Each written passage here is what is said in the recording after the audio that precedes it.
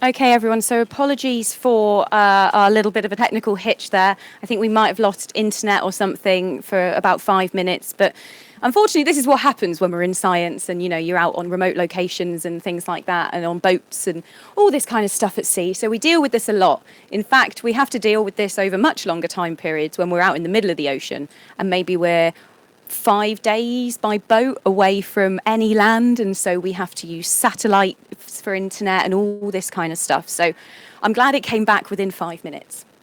So yes, we were just talking about this beautiful spellid worm, and how you can see, I can't remember where you guys got up to, so just to recap, you can see all these what are called pinnules, and what they do is they use those to be able to collect and what you call filter feeding, and you get tiny microscopic animals like the zoo and phytoplankton that live in the water, and you can kind of see some bits drifting across here, and that's the marine snow that you saw, which is lots of kind of tiny poo pellets from other animals. It's kind of disgusting, lots of mucus, lots of horrible stuff, but for them, they love to eat it. And you can just see how small this specimen actually is, where Gary's, our cameraman's going into where the microscope is at the moment. I mean, it's probably about the length of half of one of my tiny little pinky fingers. So it's a very, very small specimen indeed. So we've got some other examples of animals that we can show you as well. Let's have a look at this one. We've got a lovely polychaete worm here. Let's see if I can get that in the screen fairly quickly. Now, a polychaete is called a polychaete because poly means many in Latin, and chaetae are the bristles or the tiny feet you can see. And if I just bring it up here, I think this is a psyllid. It's called a psyllidae. And you look at the top, and this is its head. It can be very difficult with a polychaete to tell the difference between its head and its bottom. But if I focus in here, you can see got these palps up here. You could just see it ejecting its mouth tentacles, which it would use to feed, and it's just pulled them back in now. And it's got these antennae, and then it's got these palps here. And then you can see here, these are where its little bristly legs are, that just go out on either side. And if I move a little bit further down, that's its jaw out again. Look, can you see? Coming out there and in. So he's feeding at the moment. So you're actually watching it feed live. There we go. Watch it one more time. There you go. So he's pulling in all of this material that he'll then digest as well. There we go. It's absolutely beautiful. There he goes. Okay, and then we move a little bit further down, and you may or may not be able to see this, but this area here is where it has this big kind of pill shape inside it, and that's how you can tell it's a psyllid. And this you can see much better, its individual legs, with all these tiny bristles on the end. Called chaetae. So yeah, there's your polychaete for the day. So what we're going to do now is I'm just going to look and see if you've sent in any more questions since we've had a little bit of a crash. What have we got? We've got from Harry at Kennel Vale. Why did you choose to go to Plymouth to do this? So there's two reasons we're here. One is it works very well because what we've done is we have the Southampton University students are down here for a field course for their marine biology field course in their second year of their degree. But it's really good for us to come down here because Devon and Cornwall has some of the biggest biodiversity in the marine waters of anywhere around our coasts, really. And there's some beautiful bits with these big steep drop-offs, when we saw those walls with all the coral before. And it's absolutely beautiful here. And the water can be quite clear when we go out there as well. So it's really good for us to do our research down here. Yeah. So yeah, that's why we're down in Plymouth today, because it's beautiful. So what have we got next? We've got a question from Luke in Trianon, class year 6 at Stephen Churchtown Academy. And it says, what is your favourite animal that you've seen underwater so far? Okay, so personally, in water in general, not just with wrecks, there is some really great animals that live at hydrothermal vents, which were those things that we were talking about earlier that we saw in Iceland. And the thing about those, it's actually what I study quite a lot, is they have these really amazing animals that can only live at these hydrothermal vents. But some of them are found 5,000 metres deep, so 5 kilometres below the ocean surface. And we can only access them with Rex's big brothers, which are the big ROVs that can go down to about 6,000 metres. So I think they're the coolest ones. If you want to Google one after this, I think my favourite is the Yeti crab, which are these amazing crabs. They're white and they have hairy chests and hairy arms, and that's why they're called a Yeti crab. And what's incredible that marine biologists found out about them only about 5 or 6 years ago when they were discovered is that they actually have what we'd kind of call an arm farm, where they grow bacteria on these hairs on their chest and their arms, and they have special mouth parts, and they will comb these off. And that's how they eat them. They farm this bacteria on their arms because food is so scarce and rare in that area. They have these little farms and grow their own food, which I just think is incredible. And there's some wonderful videos on YouTube if you just type in Yeti crab or Hoff crab. So I definitely recommend you going to see those. They're definitely my favourite marine animals. And worms. Of course, worms. We do love worms. Adrian has studied worms for a very long time now, haven't you? So we do all love worms. Yeah, some of these worms, like the one in the background there, these are some of the most common and abundant things on our seafloor. And they're incredibly important. We know very, very little about them, what they eat, how they reproduce, how many species there are, even basic things like that. Oh, so you've got another question? We have another question, and it says, how many dives has Rex made? So Rex has made, I think this is 140 today, 141 wasn't it? right now. 141 right now, so we're on dive 141. I had an idea, we could just call Nick and see if he's seen anything interesting. Yes, should we have radio him in, just to double check. Nick, do you copy over? I do copy. Yeah, Nick, how's the dive going? Have you seen anything exciting on the screen there? We were just sitting next to a little hydroid, which is a kind of coral-like animal underwater, and there's a little fish, a blenny, hanging around there looking at us. It's swam away now, and we're just trying to struggle against some current. So it's... Yeah, should we go and have another quick look and see if we can see anything in here? Let's have a look. Oh, fantastic! Wow. So we're live again on the seafloor right now, just on the back of the ship. Has the current started? Has it, Nick? Yeah. So one of the things that we have to deal with remotely operated vehicle work is, in fact, the ocean current pushing the vehicle around on the seafloor, which is always quite a challenge, particularly somewhere like Plymouth Sound, where you've got quite strong currents coming in and out each day with the tide. So fantastic! You lost a little hydroid, but that's really cool. Yeah. Fun thing to see at the end there. Nick, did you have to practice playing lots of computer games to get very good at this? I don't know if we can zoom in on what Nick's actually using here, but it may be the one time that playing computer games is actually very good for practicing. Lots of different controls you've got to keep an eye on, and also realise that you're moving in 3 dimensions, so you're moving up and down as well. Oh. So we can see what we're doing. You can see just how fast the water's moving while all these particles are flowing around in the water. So we're just going to try and push through all of that.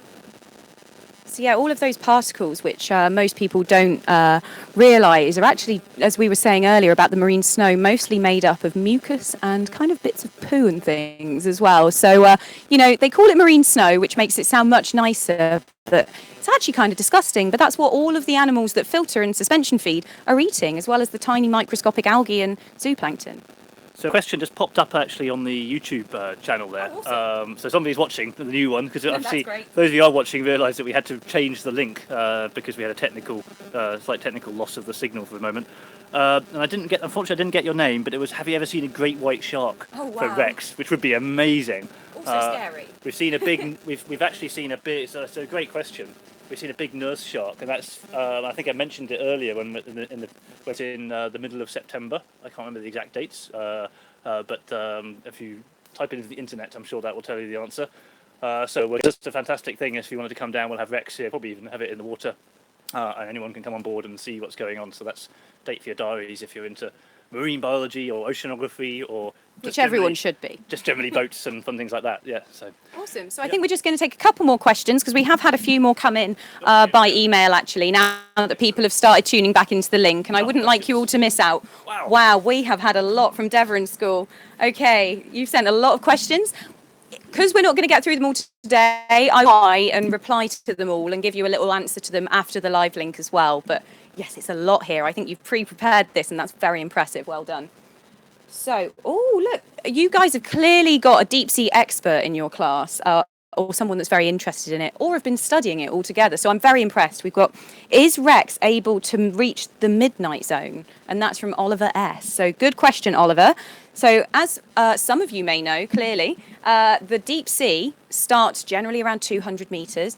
So you start at 0 meters and you can go all the way down to the deepest part, which is the Marianas Trench, which we spoke about earlier, which is 11,033 meters deep, so 11 kilometers below the surface of the ocean. In between that, you've got lots of different zones. So when you get to about 200 meters, that's where photosynthesis can't happen anymore because there's not much light. Then you'll go into the twilight zone, which is where you've got some light. So fish can have really big eyes and be really specially adapted in that zone to be able to live in low light conditions. And then below about 1,000 meters, that's when you're in kind of your midnight zone where there's no light and the fish can't see at all. So they come up with these crazy adaptations with these, you know, like an anglerfish, for example, would live there. And they have a big lure coming out the top of their head. And they grow bioluminescent algae on the end of the lure that makes a big light which attracts prey in, and you've probably seen those in Finding Nemo. So if you want to Google some cool anglerfish videos afterwards as well. One of the amazing things about the deep sea is, of course, there's no sunlight. It's dark, but it's not dark. There's light as well. So there's tremendous amounts of what we call bioluminescence, which is a long word, but just means organisms which are able to emit light. Like the anglerfish you mentioned, and like many of the planktonic organisms, these tiny animals living in the water column can actually emit tiny flashes of light. So there is actually quite a lot of light moving around down there, and animals use it to signal to each other, to find mates, to scare off prey, or even to attract prey. So all of those types of things. So it's a very, very interesting question. And light is a really, really important factor. Good question. But yeah, unfortunately, Rex can't get down to the midnight zone. That's a bit deep for him. Rex can only go to 300 meters, I think, is he? 300? 300 meters, which is still quite deep. I mean, the deepest you could scuba dive to, you know, on a sort of scuba diving equipment is about 50, 60, 70 meters.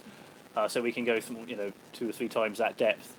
But to go in very deep water, then you need a much bigger ROV because it has to pull a much longer tether behind it. Yeah. And we have ROVs which go down to 6,500 meters quite typically now. We have one in Southampton at the facility there. But these are the size of a car or even a small truck in some cases.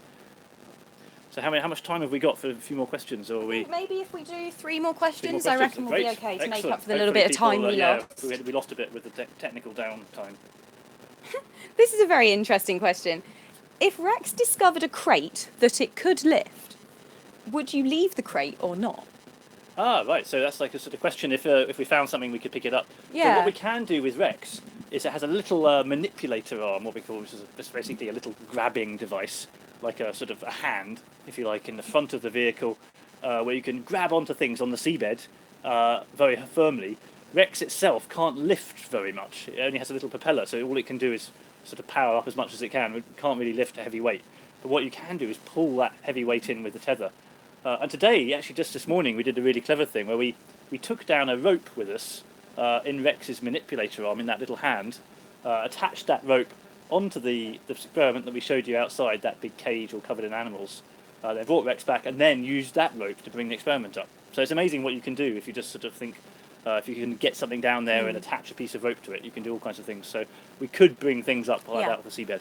And it might be quite interesting because a lot of things, although it causes pollution in the sea, these things falling in there, they obviously sometimes make what you call artificial reefs. So this structure, like the one you saw outside, that big crate that we put down as an experiment, things move in very quickly and colonise it. So it might be interesting for us to bring something up like that. Depends how interested we are, I think, in as what's living on it. Sometimes you get some cool things like eggs growing on it that you can look at and then deploy back in the water so that they breed next year. So it all depends if it's going to harm the ecosystem for us to bring it up. If we just bring it up, have a look, take some science off it and then send it back down, that's kind of generally how we do science. Yeah. So I think another question we've got is, this is a very, very poignant question, well done. Do you think if boats keep letting pollution into the sea, will it affect animals' homes? And this is from Florence. So actually, this is a very, very good question. And basically, unfortunately, the answer is yes.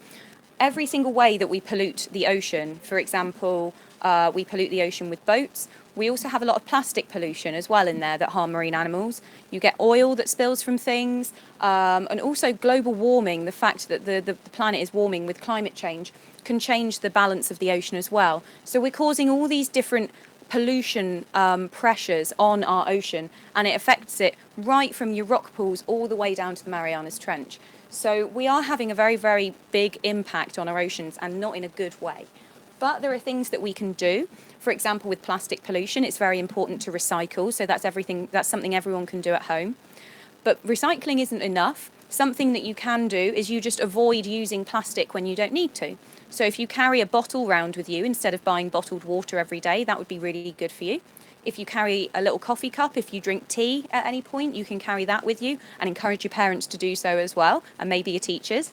There's all sorts of things that we can do. For example, don't ask for a plastic straw when you go out for food. You can take a metal straw if you really want a straw, but most drinks we could probably have without a straw. And all these little things that one person does adds up to a big effect on saving our oceans. So if we carry on at the rate we are now, we're going to have a big impact in our oceans, but it's not too late to make a difference. And you guys are the next generation. So if you become marine biologists like us, you can help save the planet too. Okay, so I think we're going to finish there. We probably should, because yes. I'm sure people have got other things to go Yes, to. got to go and do some more science. And Google those videos we said. You've got the Yeti Crab. You can go and find Rex meeting a shark in dive number 7. So come and see us at the Southampton Boat Show. Yes. It's always a good opportunity to chat with us, and we'll have loads of amazing videos playing. And hopefully less technical downtime with the loss of the signal there, but that has been really fun and fantastic questions. So. Yes, and we'll be back next year, hopefully with less technical drama. But thank you for tuning in.